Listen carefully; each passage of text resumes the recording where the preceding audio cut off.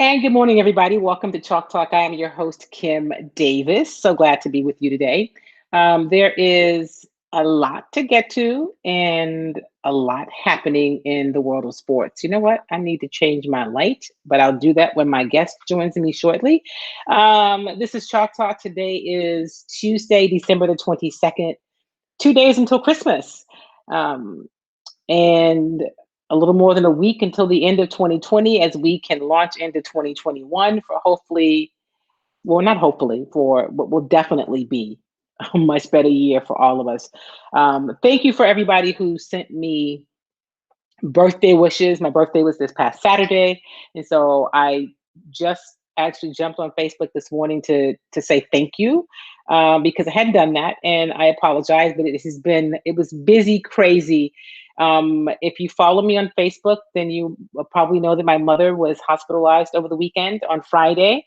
And it was pretty serious in ICU and on my birthday. So that obviously was my focus, but I am excited to say she is much better. When I spoke to my sister this morning, it looks like she may come home today, which will be awesome. That's how far she's come, but it was really touch and go there for a minute. So thank you guys because so many of you, my sisters posted about it, my mom and many of you have sent her well wishes and offered prayers.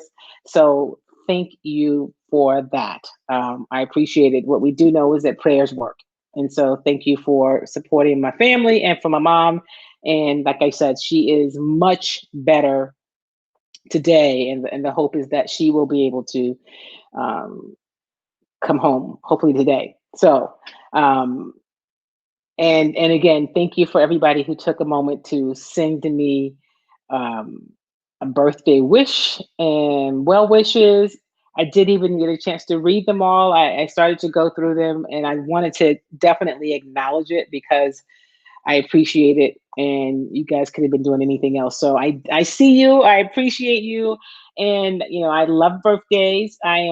Listen, I am one of the fortunate, one of the blessed people who is here to celebrate another birthday because many people who started 2020 with us are no longer here. And many people who started the month. And so what I will say as I jump into today's show is I'm always reminding you and encouraging you to practice social distancing. Whether or not you're going to take the vaccine, I hope that you will really consider taking it. We still have to be vigilant in terms of what we do now. We still have to practice social distancing. We still have to make sure that we wear our masks. We have to make sure that we're washing our hands, using hand sanitizer, practicing social distancing, and just try not to move around unnecessarily. Don't be in large groups and crowds. It's the holidays. I know you want to see your friends and family. I always do a birthday celebration of some sort. It's always fun. And so this year I didn't do that because we're in a pandemic and this COVID thing is really real. So maybe we will do something mid-year 2021 or second quarter 2021 where some of us can meet up and just celebrate life, not any one person's birthday. But I'm just encouraging you as we're in the week of Christmas to remember why we celebrate Christmas, whatever your religious beliefs or non-beliefs are, whatever it is it causes you to celebrate. For me, it is because of the birth of Jesus. That's what I'm celebrating. And so this season is about giving and community and family. And so we don't have to be in a large crowd to celebrate that. So that's just my little encouragement to say, you know, very nicely, sit down somewhere, Hey, good morning, Sylvia. There's my sister, Sylvia, who is joining me. Thank you, Sylvia. Good morning. Good morning. One of my older sisters, who is a faithful viewer and supporter of Chalk Talk. So I am always glad to see her. And I'm also glad to see all of you joining me early on today. In today's show will also be Chris Gardner, who is he's been here before. He's a fan. He's a friend, not a fan. He's a friend of Chalk Talk. Chris Gardner is a publisher of the Houston Roundball Review. So all things basketball is what Chris knows. And so we're going to talk a little basketball. We're going to talk some in particular Rockets basketball, but we'll also have him weigh in and we'll talk some college hoops because college basketball is also underway, although there have been a lot of teams that have been hit who are struggling navigating this virus, right? It is incredibly challenging. And speaking of the virus, let me say this back to my mom. So my mom is this whole navigating the hospital, even though my mom doesn't have COVID, COVID has changed everything in the hospital. So it's difficult to even be able to see her and to be there. And so I just say that to say, well, you think, oh, well, if you have been fortunate and been blessed to not um, get COVID, if you happen to not know anybody who has been affected or infected by COVID, you are rare. But just know that it also is making an impact on the rest of the hospital, right? Because people still have other illnesses. They're having emergencies and wrecks and they're having babies, and my mom didn't have a baby, but I'm just saying, they're having other illnesses, and so the hospitals are stretched and their staffs are stretched and stressed, and the protocols are different and the challenges are different. So you will, if you need um some sort of healthcare, you will be impacted by what's happening with COVID. So that's just another reminder to as I just asked you to help us flatten this curve. Okay. Um, Houston Rockets open their regular season tomorrow night against Oklahoma City. Um, it is going to be a 72 game season. I'm just pulling up the schedule to tell you how they start. So they start at home against Oklahoma City tomorrow night in the Toyota Center.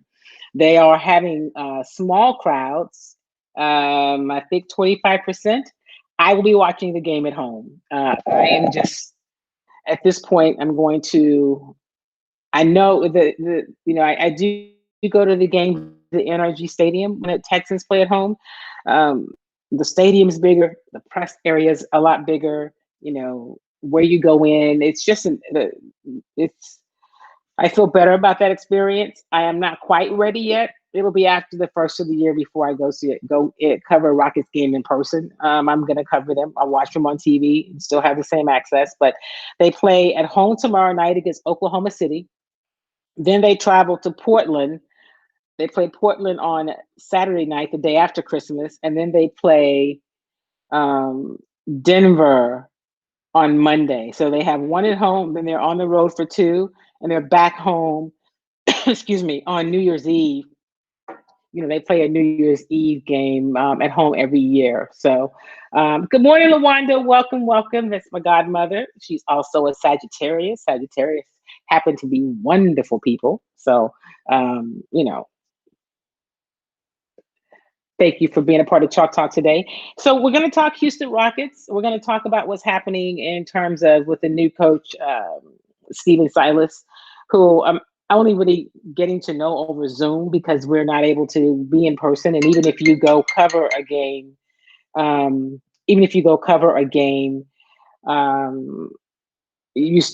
access to the players and the coaching staff is still via Zoom. There's no in-person interviews. So let me see this. Let me multitask.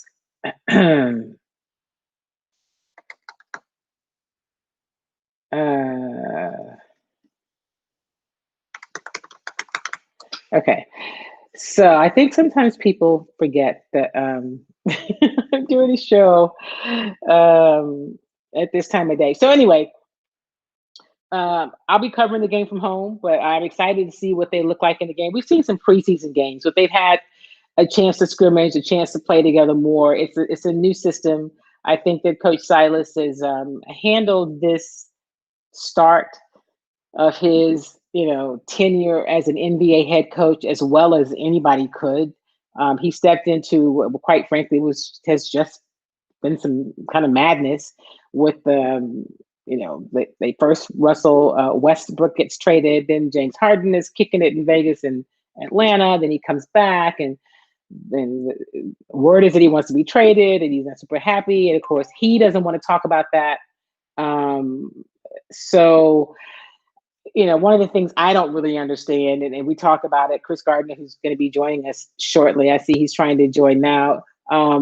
Why people keep asking them the same questions all of the time, right? Like if a player doesn't answer a question, why do you keep asking the same question every day? Harden is clearly not going to talk about being traded, or his desire to be traded. He's not going to do it.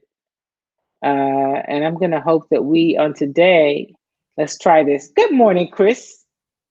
I can't hear you, sis. But I hear you. You sound great. I heard you when we connected and then it went mute. So I hear you. You sound great. I don't know what happened. Let me see. I guess even though I can hear you, let me put this.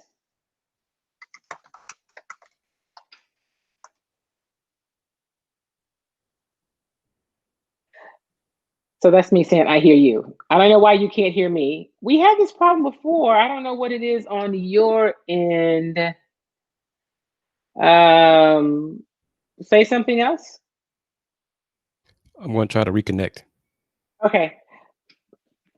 We need to probably practice offline. I don't know what it is that makes this connection. They're going to make me change my platform in terms of what I do. Good morning, Charles. Welcome, welcome. It's always great to see you. Thank you for tuning in to Chalk Talk today. We're going to talk a little basketball action. We're also going to talk about, as we wind down this year, and we're going to also talk about there's a new package that was voted on and approved. And so we are going to do that. And you know what? I need to make an adjustment to my light. So I am going to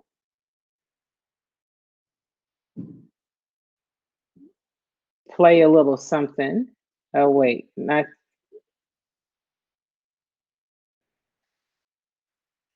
Okay, let me see. Not that. There we go. So we're going to see if we can get Chris on again. Got the countdown this time. Still can't hear me? I can read your lips. I still don't hear you. But I hear you.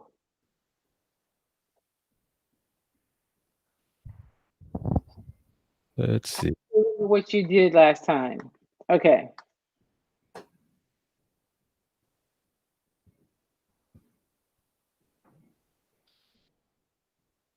While Chris is working on that, I even hear you doing whatever you're doing with the microphone.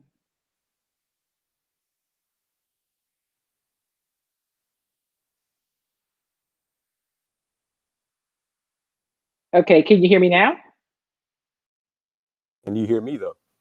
I can hear you. See, now it's backwards. Previous times the headphones worked and the buds didn't. Now the buds work and the headphones. I'm going to have to find out what that is. Well, welcome, Chris Gardner. So thank you so it's the earbuds. Okay, that's what it is at work. I don't know what that's about. No, because I looked at my previous appearance on your show and I had the headphones on. Had the headsets. Right. So, I'm gonna have to call the people. Or email the people and find out what this is. Okay. It's me, Kim. It's not y'all. It's just me. Something wrong with. I don't know. I'll take the blame. I'll take the blame. It's okay. Well, you're here now. That's all that matters. So listen, I want to start off before we jump to talking about the Rockets. They open their season tomorrow night. Why don't you just give us? I'm going to let you go ahead and do it here. A little update, a little college basketball update. I know that you have been. Have you been over? You've been covering the U of H? Oh yes. Yeah. So last week there was a report that where Coach Kelvin Sampson said that everyone on his team had been infected at some point in time by COVID-19. And if you just think about that, and that's players and coaches, everybody. Everybody. So what have you heard in terms of your reporting about that? First person to test positive was assistant coach Kelvin Sampson, and head coach, his dad, Kelvin, due to contact tracing. The two of them had to miss the home game against South Carolina, which the team ended up winning. by double digits. And then a few days later, I think it was inevitable, really, once Kellen tested positive, that because he's a coach, he interacts with everybody on the team within the program. So they were testing. They test 3 times a week, and ultimately, all the players, coaches, not all coaches, but the majority of the staff tested positive for COVID. So they had to postpone games either because of positive tests or contact tracing. So they had to postpone or cancel. All those games pretty much were canceled. Right. Against Sam Houston State, Rice, and Alabama.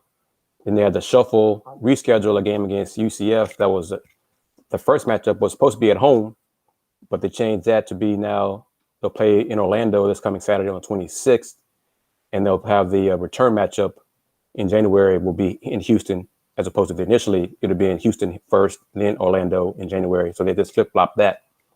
And then more tests, more positive results.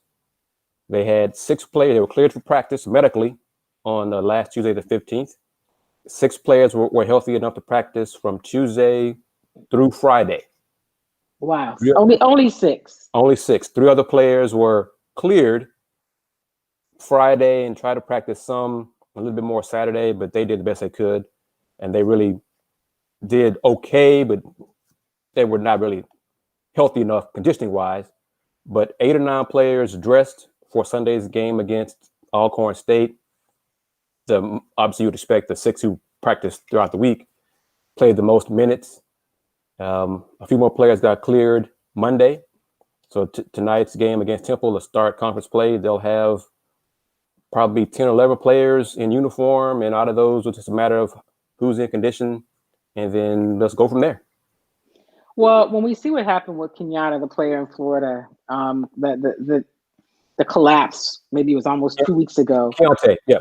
Keontae, that has to make you give you pause, because the thought is he had COVID this summer. Is my understanding was that a carryover, because there's so much that we don't know about this virus in terms of long-term effects and how it can hinder you or hurt you. That was scary, and he's still in the hospital. I mean, he did come on and say, "Hey, listen, thank you for your prayers. I'm getting better." But that was really, that had to be scary. And if I'm a college basketball player and I saw that would give me reason to pause. It is, and we don't know everything with Keontae's situation. There wasn't one article saying that his grandfather wasn't certain that Keontae had COVID back in the summer when some of the other players on the Gator squad did test positive. He wasn't sure if his grandson was one of those. Mm-hmm. So we're not 100% sure that he had tested positive back then. But yeah, I mean, this is a scary situation. COVID is real. And the U of H women's team, half their players have tested positive. So I think their game today at Memphis that starts at noon only have 7 players healthy. Wow. So and other teams, although they haven't necessarily, we've heard it secondhand, but that it's factual. Texas Southern has been hit by COVID. Prairie View women's team, yes. Women's team and PV, if I'm correct, has also been hit. Men's and women's team had to postpone or cancel games. Yep.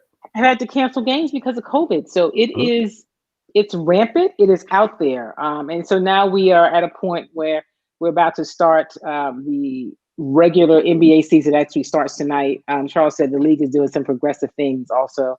The Rockets open tomorrow night at home against OKC. And so we'll see with fans and media, I won't be there. I'll be watching as though I'm in the bubble, and then I'll hop on Zoom like everybody else after. I just think right now in this surge, there's no reason for me to go to the Toyota Center. Right? I agree.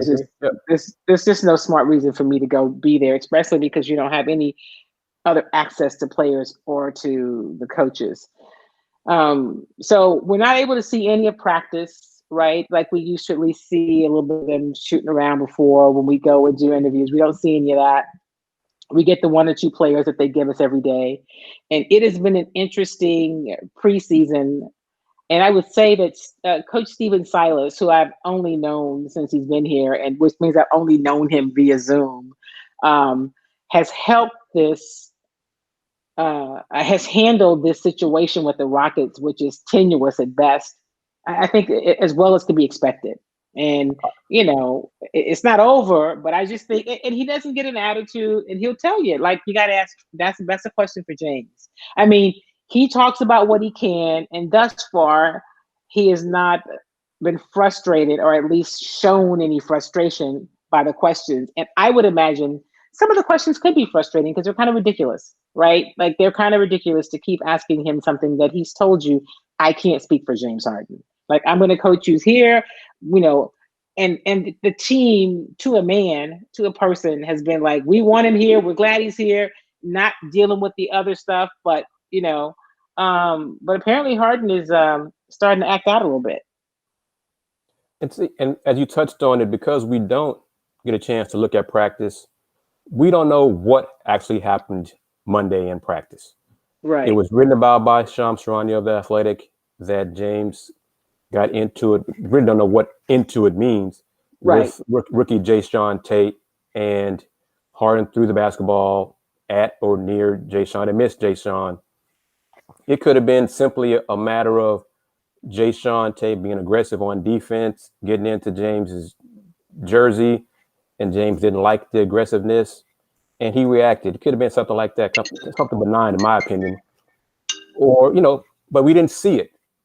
And you and I know from our eons of covering the Rockets and pro teams, back in the day, we could see practice. Back in the day, we saw a lot worse, a lot more aggression than what we're allowed to see now. So I'm not, James wants to be traded. That much we know. I'm not going to read too much into the ball tossing because I didn't see it. And there are, people we could probably reach out to and ask them for an off-the-record comment. You and I know who I'm talking about, but I haven't done that yet. But I'm just not going to read too much into it because I didn't see it. I know for a fact James does not want to be here anymore. He said that. Well, he already said it, publicly. His mama had said it for him. But let's go with that. Well, and then I think the questions that he doesn't answer says it for him, right? Yes. And so. I've always been of the school of thought that it doesn't necessarily make you a tougher journalist if you just keep pressing. If it's clear it's not going to answer the question, I'm not going to ask you every day. Now, some people are different. They think that's just hard. That's what you're supposed to be. I just think it's like hitting your head against the wall. He's, and somebody asked me something yesterday, and he just said, "Next question." Yeah, it is. It just seems kind of ridiculous, but I get it. I mean, I don't get it, but I'm used to seeing it. And James has never been very forthcoming. I mean, he's not that guy, so I don't know what people expect him to say. And he does media because he has to, right? It is a part of their contract. They're fine if they do not.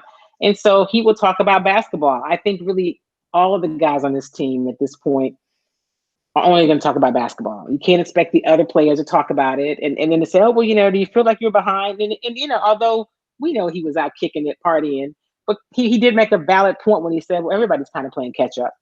Maybe not as much as him, but everybody is. It's a short off season. They're turning around. The season just ended a couple months ago, and now they're back in action. I could see there being frustration. And I wonder, obviously somebody at practice must have told the guy from the Athletic that, but stuff happens. And if you are, when you're competing and you're practicing and you're scrimmaging, there's always some heat. I mean, the teams that ended up being really, really very successful have had that. So I don't know that that's really something to hang your hat on, but I think we do. And one of the things that was said, one of the quotes in that little blurb was that, from someone in the organization, that's very out of characteristic for James. He's, really usually that's what made it stand out. He's usually very laid back, and his personality is one of, he's kind of aloof, actually. But he's aloof, but I'd say the ball tossing may be out of character, but James has had verbal exchanges Yeah, he has. with teammates for years in Yeah, practice. right. And So heated exchanges. yes, so Yeah, that's not new. Yeah, like I said, I don't know what caused it because we didn't see it, right. and I'm just not. I'm old school in that sense. If I didn't see it and I haven't talked to anybody who was there, I'm not going to make a big deal out of it because I didn't see it. I'm not trying to Right. run from it because trust me, I've criticized James for a lot, Right. and Exactly. we'll continue to do so if it's justified. But on this one, I'm just not going to do that. Yeah, I'm not either. I'm talking to Chris Gardner of the Houston Roundball Review, and Charles said no reason to bring fans back yet. I agree, Oh unless you're no, oh Tillman Charles, and you're you want right. to make a few of those dollars. That's the reason, Charles. Yes, That's that's the true. reason right Which there. we always know it's always about the money. So the reason is because it's everything in that stadium is a part of Landry's. Every drop of food, every every ounce of liquid. So that is the reason. It is about the bottom line of the dollar. But you're right. It doesn't make sense, in terms of the season that we're in and the fact that the COVID is surging, it's on the rise to have fans back in the stadium. I mean, I, so yeah, it doesn't really make sense. The Rockets are one of 6 NBA teams that will allow fans in arenas to start the season. 6 out of 30. 6 out of 30. Who are the other five? Do you know? I do not know. I know there was some talk that but the Warriors management was trying to do it differently. They wanted to spend money and invest on testing, and they were trying to have 50% capacity for arenas. So I'm not really sure about the other five, but Let's see here. I would assume that those other owners are in similar financial straits as Tillman, because the Lakers are not one of those teams. I don't. So Okay, so here are the teams. That's my Ring doorbell. I'll get it.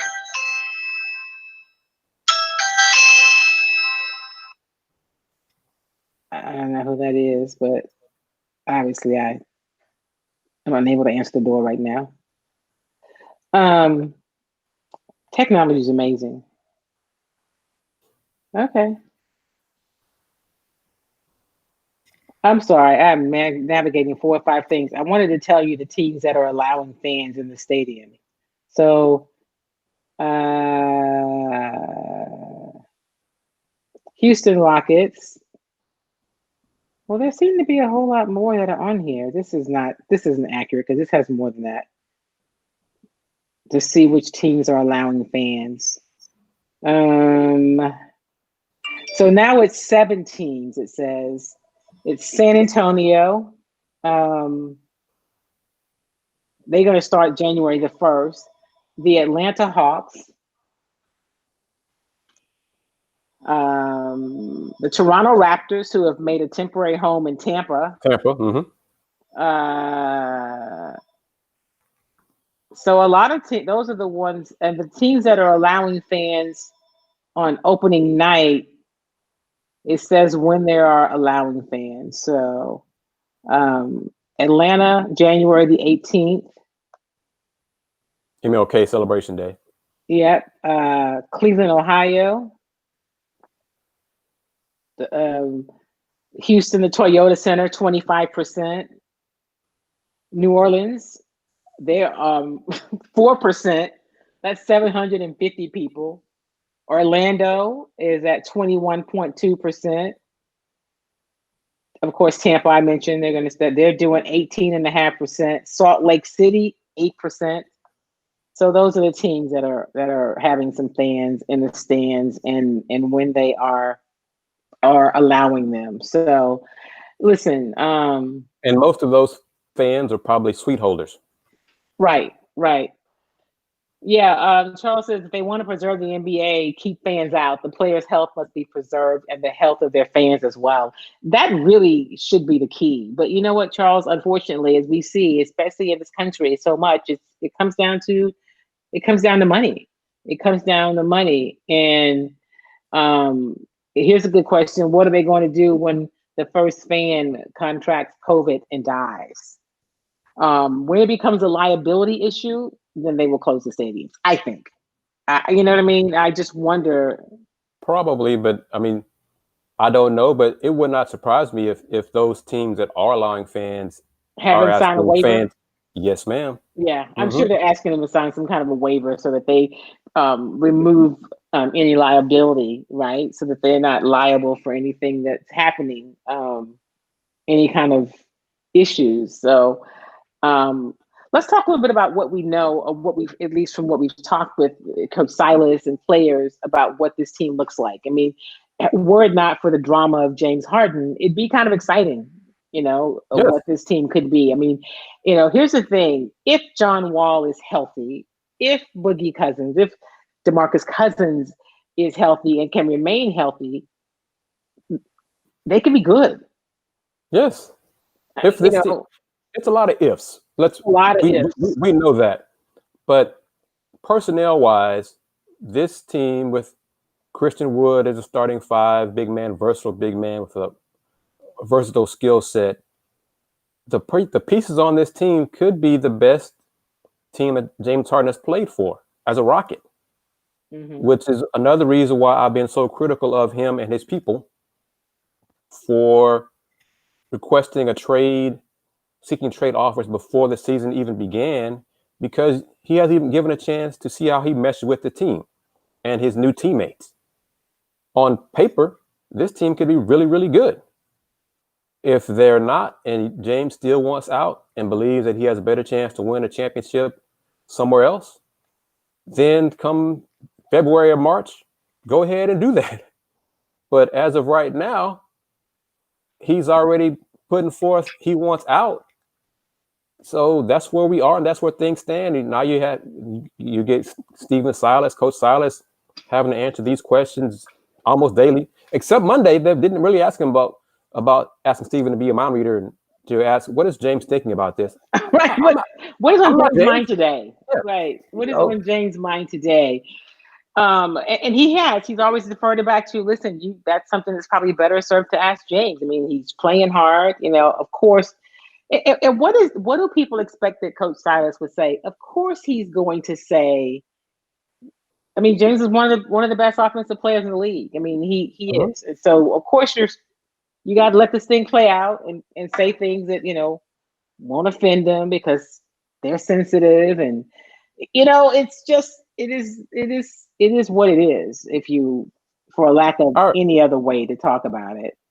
our setup, the way, because of COVID right now, and we're in the Zoom calls and it's a group media session. Some of these questions would be best served one on one. Right. I'm tired of hearing our colleagues asking the players and Coach Silas to be mind readers. Let's move on from that. Let's talk basketball. Let's talk the X's and O's. Let's talk about the upcoming opponent. But because we're all in a Zoom call, we don't have another outlet to ask these questions. So we get the same, sometimes monotonous questions daily, and I'm sure players and Coach Silas, here we go again, and James even made a comment yesterday about, you keep asking about my workout. You keep asking about my time off. Right. He got tired of that question. He You know, did. He said, you and me having to play catch up. Everybody is playing yeah. catch up. So things like that. I mean, we know where he was. We've seen the clips, the pictures. Right. He So posted. that he posted himself. So Right. really, let's stop dealing with the past stuff. He's going to give us a generic answer, if any answer at all, about those things. Let's move on and just ask about basketball questions, Right. especially to people we know how they are. We know they're not going to We answer know certain James questions. Harden. So He's so not just gonna answer. Yeah. are you trying to be super reporter and keep asking that question over and over again and say, I finally got him to answer it. See, did you see me get it? That's my Well, question. yeah, that's what it is. And Please, then I you don't can go get all that. viral. Yeah. Yeah. So let's talk about the team at hand. So we found out yesterday that Eric Gordon will be coming off the bench. Mm-hmm. And so I don't know if Coach Silas was quite ready to make his starting five announcement. I don't really think he was yet. But obviously, when EG said, "Yeah, I'm coming off the bench," I mean, Yeah. he didn't. Because he spoke first. Usually the He coach spoke speaks first, first. right? So, yeah. So let's talk about the starting five, and what you think about it. So we know it's James Harden and John Wall in the backcourt. And he's talked a little bit about playing with John Wall and just his playmaking ability. I don't think anybody questions that. I mean, we know what John Wall can do if he's healthy. Mhm. And being the first time that he's played an NBA game in 2 seasons, is the thing that we're all sitting to see. Like, can he be healthy? Can he remain healthy? So we know those two. We know PJ Tucker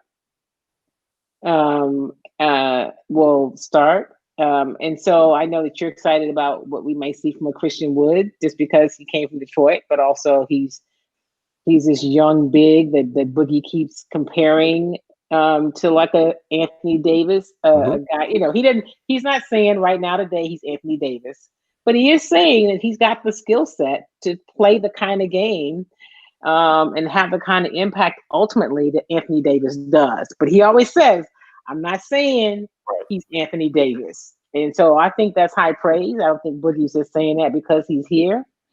And then there are other pieces. Who's the other? Wait, what did I name? House and Warehouse.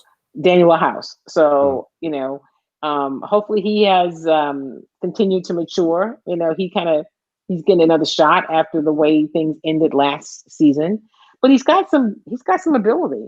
And if he Yes. can continue to improve on that ability and make good decisions, this team, you talk about having an Eric Gordon come off the bench.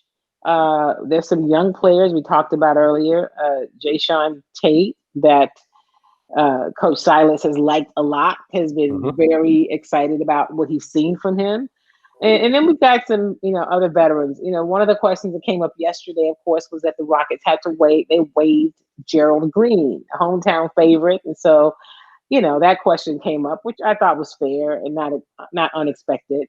And they just it becomes a numbers game, and especially if you can only do one thing, you're going to lose out to somebody who can do both. I was surprised at Coach Silas's answer about the question about waiving Gerald Green. He was just bubbling about his praise, his effusiveness for Gerald, and how much Gerald is a type of player that, in the short time he's known Gerald, he's grew to appreciate and love his game and what he brings, his professionalism, all those things. But the numbers game, because of Chris Clemons, because the Rockets are hard capped, they can't do anything. Right. And Chris Clemons being out for the year with the torn Achilles, ruptured Achilles injury, that made his Right. contract guaranteed, so they had to waive Gerald. But Coach Silas said they're going to try to some way keep Gerald in part of the organization, bring him back if possible. I'm like, wow, I like Gerald. I've known Gerald a long, go back to his Gulf Shore Academy days, and I'm like, this is a lot of love for a man who just was re-signed a few weeks ago. But there's a chance when the Rockets inevitably, because I think it is inevitable, trade James.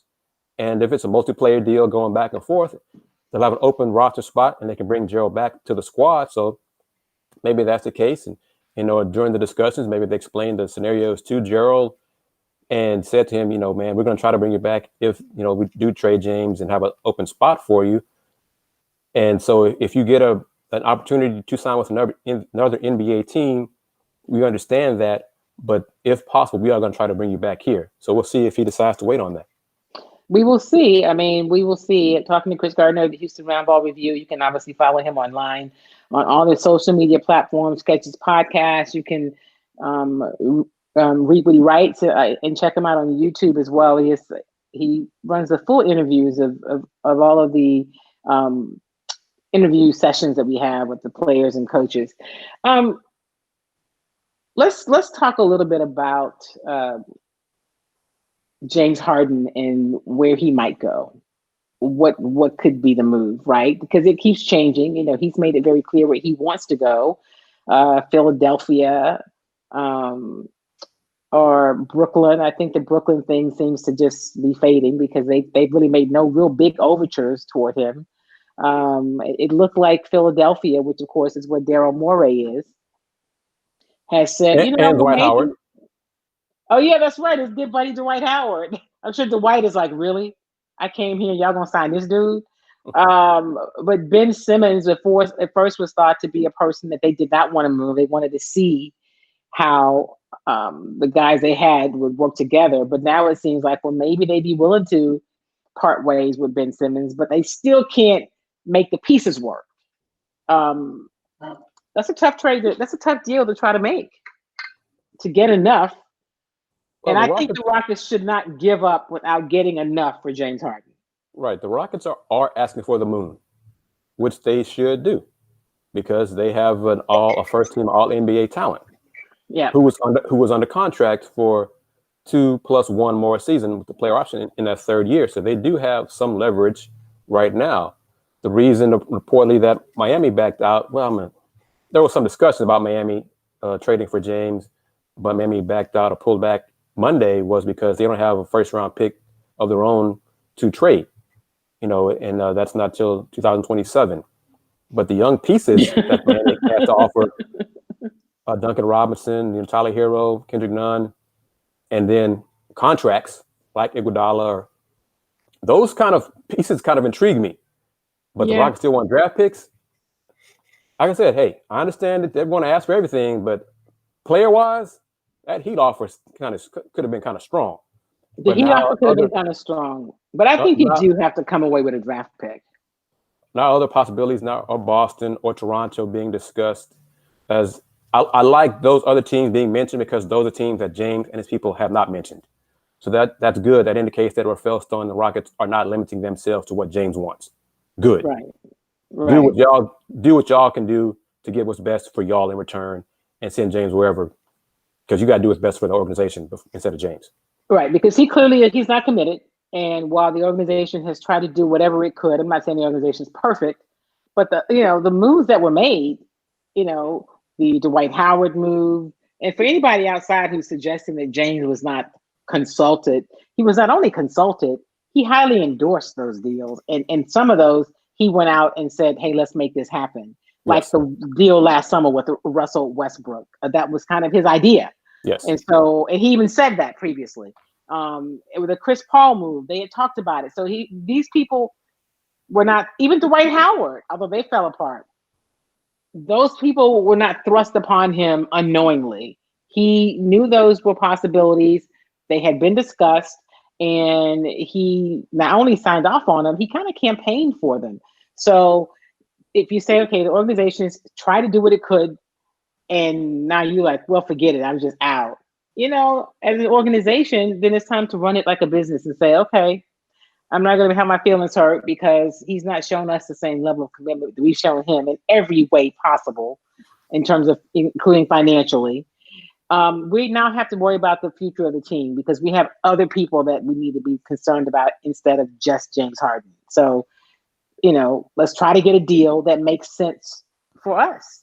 And I don't think the two teams that he mentioned are not, I don't see either of those deals working. And I guess he's added Milwaukee to the mix. I don't know what they could possibly have left after the moves they've made, to be able to do some kind of deal for him. So, I think it'll be interesting. And I thought, Chris, and I think you and I may have talked about this before. I thought, come in and play. And depending on how they do, leading up to the All-Star break or the trade deadline, if this is not working, then move him then. But to come in and just say off the bat, we're going to move you because you don't want to be here anymore.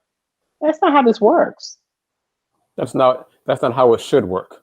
There are some teams who have catered to players, cratered to players' demands in previous seasons. But James is under contract for 2 + 1. So good for the Rockets, good for Rafael Stone. You and I talked about this. I was glad to see, and even though it's bad news for Joe Green, but I was glad to see that the press release finally mentioned Rafael Stone again as part of the acquisition, because there were a few acquisitions and a few press releases about free agent moves, additions into the roster, training camp roster. They did not mention Rafael Stone's name. Rafael is GM. Daryl Morey's last few years, every transaction that the Rockets made, every last one of them involved players. Daryl Morey, Houston Rockets general manager, announced this. Mm-hmm. Daryl Morey, blah, blah, blah, blah, announced this. For 4 or 5 press releases before this most recent one, Rafael Stone's name was nowhere in print. And I noticed that. I was like, what's up with that? So I don't know if Rafael didn't want his name mentioned, if that was his request, if it was an oversight, whatever. But I noticed it. You noticed it. I noticed it too. Yeah, I did notice it. So I was glad to see his name finally back in print. Here's the other thing, and I like Daryl Morey, but in this town, the media really loved him. And here's what happens when the media really likes you. It's hard for them. They don't criticize you, right? They don't. People talk about the state of the Rockets roster or how things went. That was as under Daryl Morey's reign as general manager. All those moves were made by Daryl Morey. And whatever treatment that James was given and how he was handled, that was co-signed by Daryl Morey. And people want to blame. I don't know how people want to skip Daryl Morey and blame Mike D'Antoni. Mike D'Antoni didn't have the kind of control. Daryl did, and ownership does. So, I don't know if all of that also led to why James doesn't want to be here. James clearly doesn't seem to have a lot of love for Rafael, because when he was asked about him when he first came back, he said, "I haven't talked to him." So it's really sometimes all you have to do is watch a person's body language and listen to what they're not saying to tell you all you need to know. There's no point in asking, "What does that mean? How do you feel about Rafael?" When he said that day, "I haven't talked to him." Okay. It was interesting because there were people outside, and like the national media, who was like, "Oh man, general manager, how do you not talk to your superstar player? Because your superstar player may not want to talk to you." I mean, it may not be that. I can't imagine that Rafael was ignoring James. That's just not. That's Right. not a smart business move. I don't know, because I wasn't privy to those conversations or attempted conversations or whatever you want to call them, non-conversations. I just think that, and yes, I've heard other people like some national guys say, "Yeah, well, it's James, it could be a cancer and just move on." Yeah, but you have to make the right business deal before you move on. He'll be all right until he's gone. I mean, what's he gonna do? Not play? It doesn't look good for you. And granted, we know, Chris, that it's not going to stop another team from getting him because he's behaving, has some childlike behavior going on. It's not going to stop anybody from acquiring them, because everybody's going to think he'll be different here. He is who he is. He is. So I think the trade, we have not got to this point yet. Tillman is allowing Rafael Stone and Tad Brown to get the best offer. If Tillman had the financial wherewithal to take whatever, if Tillman gets to a point, and he's fed up with the negative publicity, he's fed up with James Harden's antics. If he perceives all those things as tipping points, and Tillman says to Rafael, "I don't care anymore. I want him gone, period." Then Rafael's going to make the deal, whatever Tillman signs, because it's the owner. Tillman's the owner. Tillman will okay whatever. I don't believe we're going to get to that point, because this is a business, and Tillman does not have the financial wherewithal to take pennies on the dollar for James Harden. So that is why the Rockets are trying to get dollar for dollar value for James. And that's where we are. So it really comes down to who's going to blink first.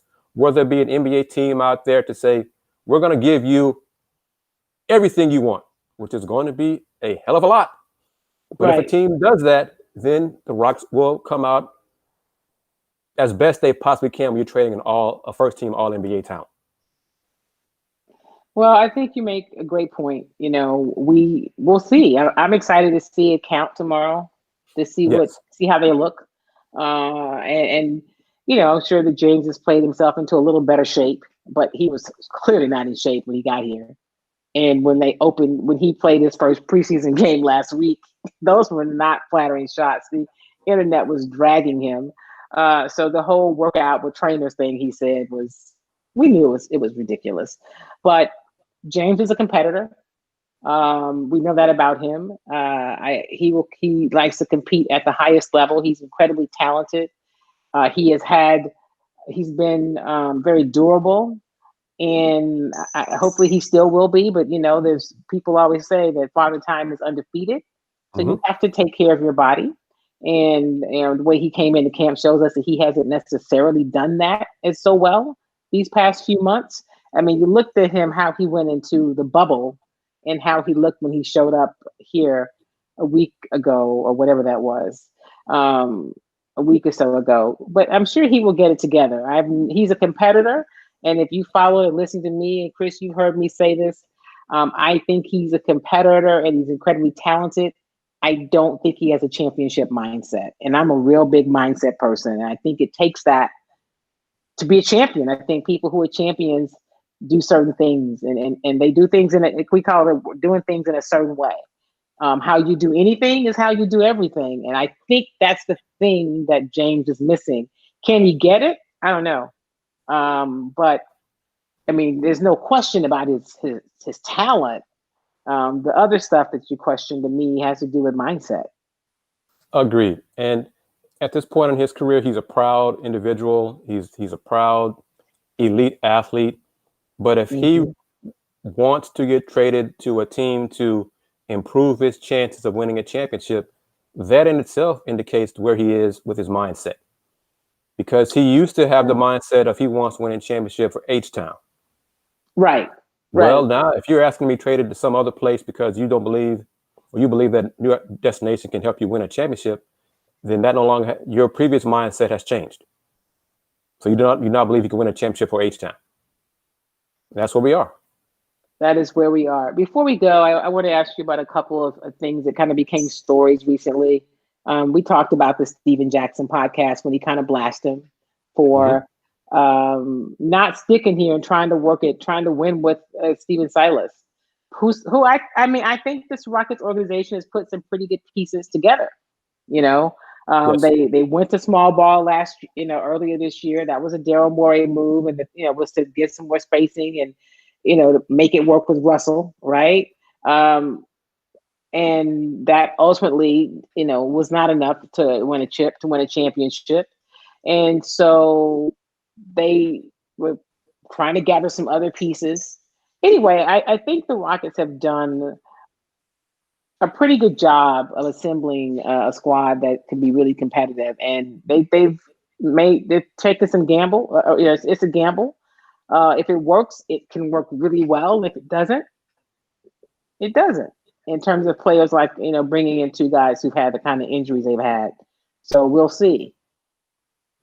Well, David Nwaba, Rockets now have 4 players on roster who've torn Achilles, have had Achilles injuries, with Chris Clemens being the Right. 4th. David Nwaba, the wing player, John Wall, and DeMarcus Cousins. So John Wall, DeMarcus Cousins fans know their history in the NBA and their success. David Nwaba could be a very, very good 3-and-D type player. Mm-hmm. 3-point shooter, very good defender, all over the floor kind of person. So there are pieces. The bench is improved. For all the mess of a roster that Daryl left, Rafael Stone has done a very good job in a short amount of time of restocking the team, improving the bench, hiring a good coach who I think everybody agrees has a bright mind, who seems to have it together. So Rafael's done a good job in a short amount of time of improving the team. Yeah. But James is now the distraction, has been the distraction with these trade rumors. The players and Coach Silas and the coaches are not trying to allow that to be a distraction and disrupt what they're trying to get done on the court. Eric Gordon has said our goal is to still make the playoffs. And once you get there, you never know what can happen in the playoffs. So none of that has changed. And getting back to what Stack said about James Harden, James is, and as a black man, this is where I'm going with this. As a black man, James has undercut another black man before he'd given the black man a chance to succeed or fail to see what he can do. That's ultimately one of the things that really has turned me off with this situation. Give Steven Silas a chance to succeed or fail before you want out. Yeah. Steven Silas and Raphael. Yes, correct. You were fine because there were many who argued this team didn't have enough talent to win a championship. I mean, we talked about this over the past few years. It's like, yes, they were close, but this team was, some people they were mediocre. I think they were better than mediocre, but you were okay doing that with Daryl Morey and Mike D'Antoni, but you're not okay with Raphael and Steven Silas? Yeah, the Okay. the one team that I think had the best chance to win a championship, and I think I mentioned to you, and I think I mentioned to Max Edison, may he rest in peace, as we know the analogy, that 65-win team, they weren't going to beat the Warriors. Yep. Right. My analogy was back to the days of Love Your Blue. The Oilers could have been the second best team in the entire NFL. Unfortunately, the best team was the Steelers. Pittsburgh Steelers. So, Right. that's where we were with the Rockets. Rockets could have been the second best team in the NBA, but unfortunately, the best team was the Warriors. And they couldn't beat them to get to the finals. Go to the championship because they're both in the West. I mean, like, Right. Nobody was, that little stretch, nobody was beating the Warriors. They just weren't. And their best shot, like you mentioned that year, and when Chris Paul was here, and they had the best record in the West, and they had home court, and they went up in the series, and they couldn't close it out. And it wasn't just Chris Paul's torn hamstring. It was not just Chris Paul's torn, because even with him out, you guys were in that game, even game 7, when you missed 27 threes? Correct. In a row. Yep. You lost by 9. I mean, you lost by 9, but you missed 27 threes. So it's not just because Chris Paul pulled a hamstring. And the thought is, maybe he would have, but you should have won that one. Yeah. Although in those predictions, I still picked the Warriors to win that series. Still picked the Warriors, right? Even though Game 7 was in Houston, I still picked the Warriors to win that series in 7. I knew what it meant. I knew they're going to win Game 7 here in Houston. That's what I picked them. I thought the Warriors were a better team, so that didn't surprise me at all. And even the Warriors without KD, because wasn't he injured? Iguodala was injured, so that's what Iguodala was injured. Yeah. If this, if that, but you don't consider the other team had some other teams as well. They had going on, exactly. So it's interesting. We both love the season, love basketball, and are looking forward to it. So Craig is saying you went to the black card. He's not a winner. No, James isn't a winner. He don't know nobody. Welcome to the organization as a coach, saying they failed to put a winning roster around that guy since he's been here. James wants out of Houston. Don't necessarily mean he's undercutting another black man. So I hear what you're saying, Craig. I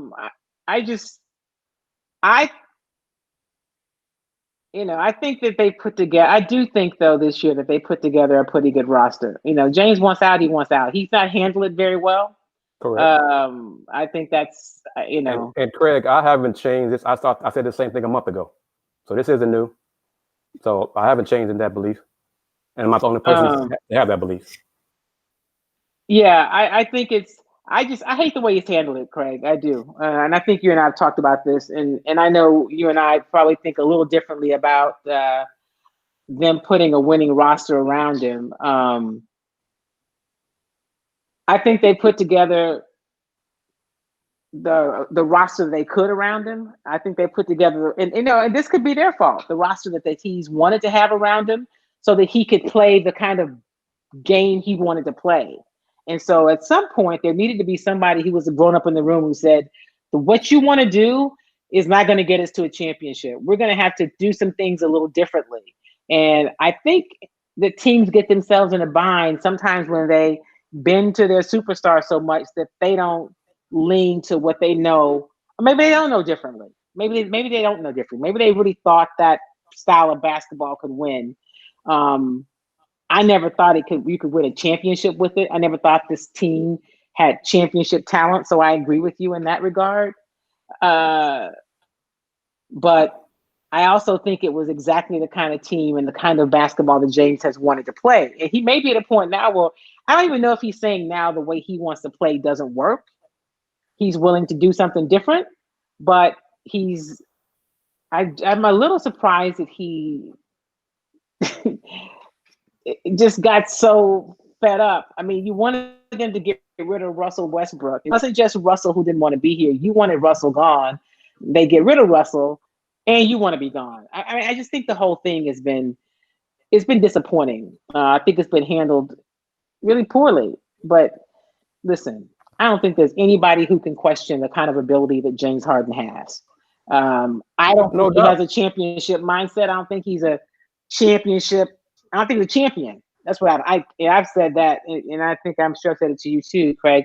I don't think he's a champion. I kept hoping to be proved wrong, and we'll see. And maybe when he goes someplace else, he'll be able to. It'll be interesting though, guys, to see where he goes and how he's able to fit in someplace else. And it's going to be on him to fit in that other scenario, and that's what it Because comes down to. when the guys came to play with him, this was his team. They had to kind of.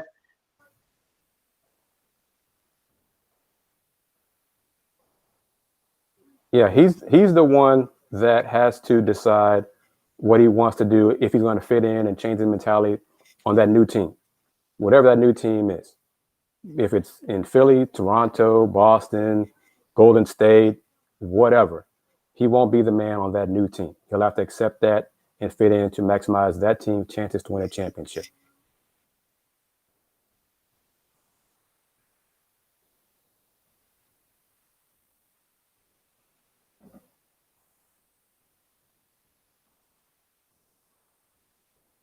So I need to sign out. I'm not sure what's going on here, but let me sign out. I'll talk to you later, Kim.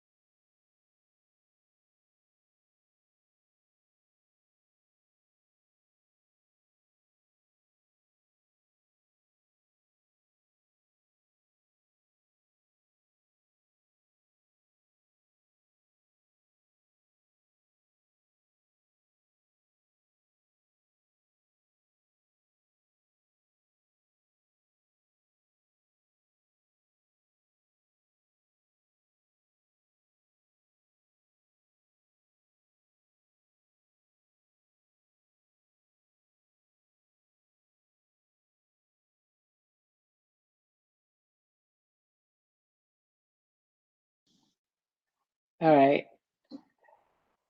So I think I just got a text that the camera froze.